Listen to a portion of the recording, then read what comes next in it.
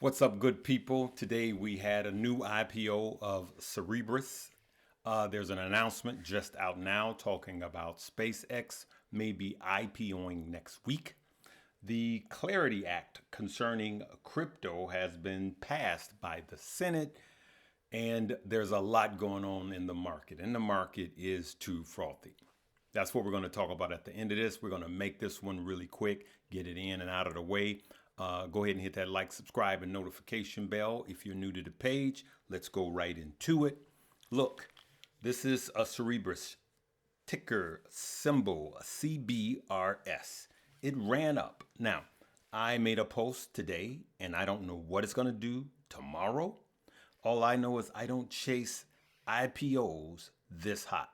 This IPO was supposed to be about 185, okay?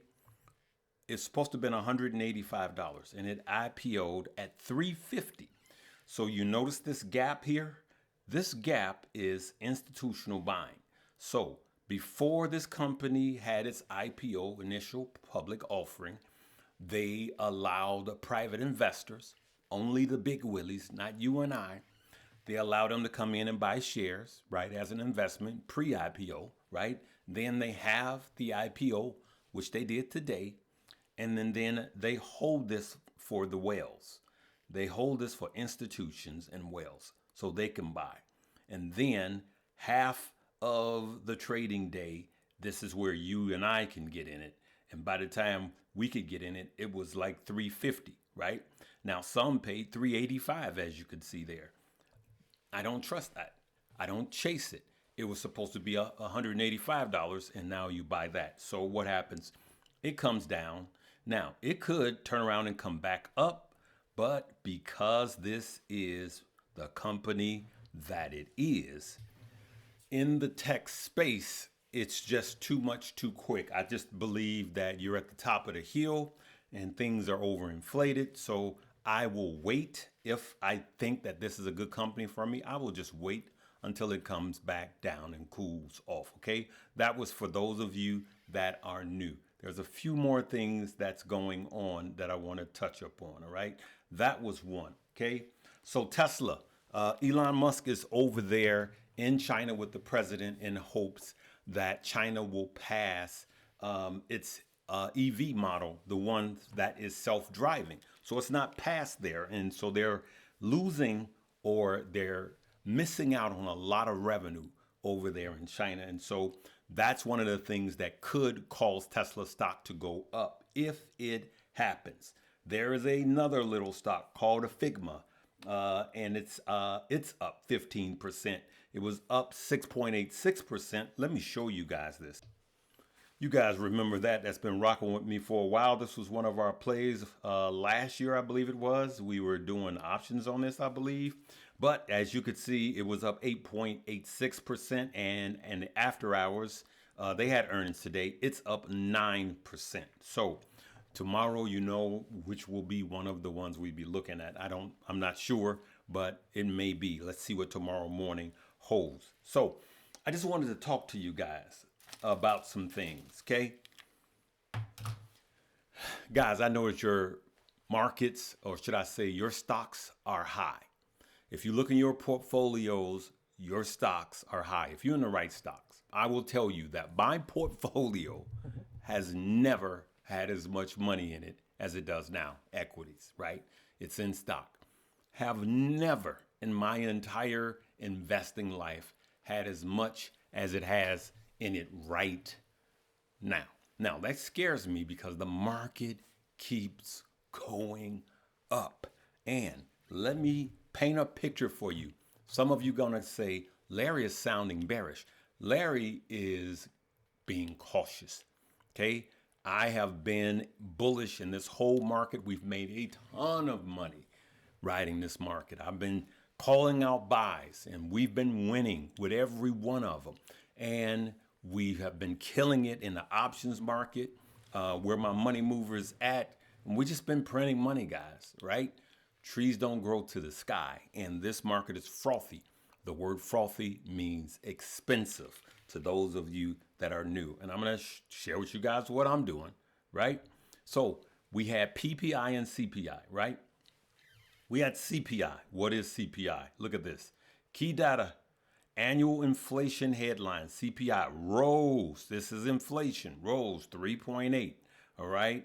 Monthly inflation headline, CPI rose 0.6. We want that coming down. Core CPI, excluding volatile food and energy, which is something you use every day, but then they have used cars in there. Doesn't make any sense. Rose 0.4%. All right. For the month and 2.8% annually. Both were higher than economists forecast, higher than they expected. Major drivers. Energy costs jumped 3.8% in April. You guys see this. Shelter, we got to have a place to stay. Food, all right? Other increases, you can see that 12-month gains were seen in airline fares. So all of this is going up, and the market keeps going up. Then we had PPI. So things, PPI, which is Producers Price Index, right? Measures the rate of change for things produced. And then we have CPI that came out first. Consumer Price Index, right? We consume what has been produced and what happened with it. You could see wholesale inflation surged in April, with the Producers Price Index rising 1.4%, right? Jumping 6.0% compared to the same period in 2025 last year. Here are the key drivers, key takeaways. Energy price leads spike. Okay, we know what's happening at the gas pump, right? Broad-based services, you can see that, right? Core inflation, again, excluding volatile food and energy costs, the CPI accelerated to 5.2% on an annual basis, hotter than expected. Keeps going up. Then we had job data. The job market is people inflation. Our wages is not keeping up with inflation. And then we had job loss. Now, who were the jobs lost to? The jobs were lost to AI. All right. We had Cisco have a massive layoff. Okay. Cisco's laying off a lot of people, but the stock went up. Let me show you guys this. Cisco's balance sheet look really, really well. You want to see an uptrend with the blue and the yellow line, the blue being revenue and the yellow being net income. And look at all of that green. Okay. Quarter over quarter, just knocking it out. But watch this, guys. This is what's happening. Cisco shares rally 15% after unveiling a $1 billion AI revamp. Thousands of jobs cut. And what happens after that? The stock goes up 13.4%. Let's just call that 13%. We lost a little afterwards. 13% after jobs cut, okay? This is what I want you guys to understand and see that don't know how this go. Let's go right to this, okay? They're being rewarded for cutting the jobs, right? Thousands of jobs. Let me just tell you, those jobs are going to be replaced by AI. AI. And some of the jobs, when the robots finally come in massive, Elon is going to make sure that when the robots come for us, AI would have already wiped out a lot of jobs. So there's going to be a lot of retraining, and they're going to be, of course, hiring in the AI area. But what one large language model can do takes the job of a slew of people. So they're never, ever going to have to hire the amount of people that they used to have. And what happens? The NASDAQ, S&P, Dow, and Russell all rose. The NASDAQ has been on an absolute heater, up another 230 bips or points. Look at this, guys. This is absolutely insane. Over the last month, the NASDAQ is up almost 3,000 points. Look at that. It is on an absolute heater. Keeps ripping. Larry, you should be happy. I just know how this go. This market is top heavy. And yes, there's AI and it's not a bubble. It's AI and AI is real. It is a bubble, but so is AI.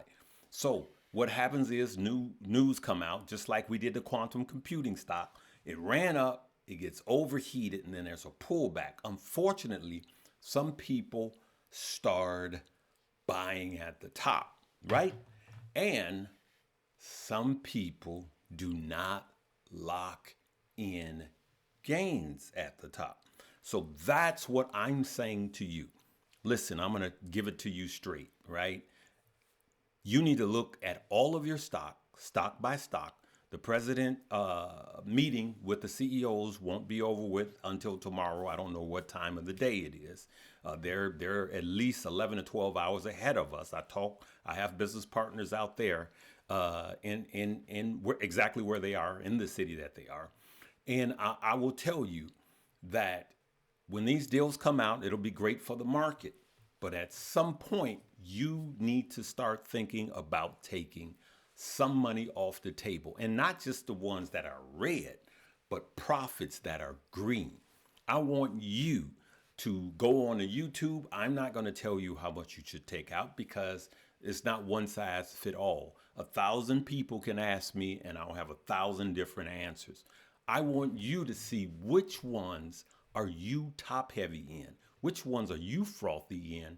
And if you don't take profit, then just consider stop losses or trailing stop losses. Okay.